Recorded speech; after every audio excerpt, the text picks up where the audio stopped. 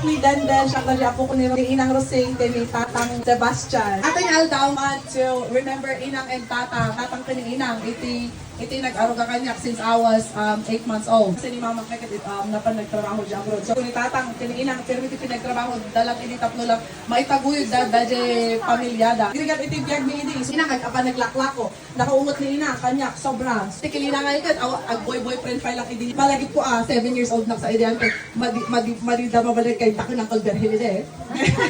Ako bitur-surutin di pang kada, tingilin natin yung, may inakit ko niya, ayok, kinanato yung nakagargarang pingat.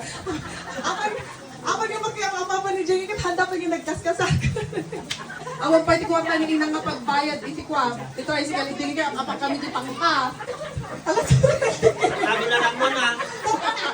Hiinangay kasi sobra nga nakaumat, sobra nga naka-istricto. Pero ni Tatang ngay ni Tatang to very chill. Very strict ni Tatang dagi di boys ile. Tatang ngay no dati mga dagi di boys ka apa na ala di bunong ni Tatang apa agpakwato ni gas asa nga iso peko malagit mo. Pero ni Tatang kat very religious person ni Tatang malagit po ngay kat iso na iti ni Tatang tin nag-introduce kanya di Bible. Ito na lang agbasa ti Biblia tapos na inangay ka wala na yun. Pagbasa-basa ka ti Biblia ngay ka hamo lang ipakpaka kay ta kinadunyo di ko ang kasi nga sa unin tapos si Tatang mo narapin ani malan kasi na nga ko nga do kasi nangagapa